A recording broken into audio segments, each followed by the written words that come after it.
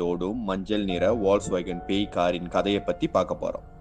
Karak highway என்ற நெடுஞ்சாலை மலேசியாவில் அமைந்துள்ள ஒரு அமானுஷ்யமான இடமாகும்.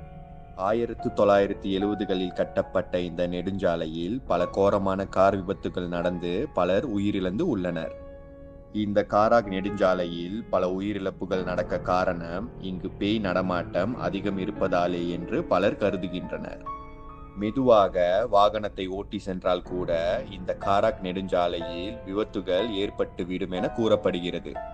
பலர் இந்த நெடுஞ்சாலையில் கோரமான விபத்தில் இறந்து போனதால் அந்த சாலையில் அந்த ஆவிகள் மற்ற உயிர் பலியை தேடி அலைவதாக மக்கள் நம்புகின்றனர். காராக் ஹைவே நெடுஞ்சாலையை சுற்றி பல அமானுஷ்ய சம்பவங்கள் மற்றும் கதைகள் கூறப்படுகின்றன. இவற்றில் மிகவும் பயங்கரமான கதையாக காராக் ஹைவே நெடுஞ்சாலையில் ஓடும் வால்ஸ்வேகன் பேய் காரின் கதையாகும். இரவு நேரத்தில்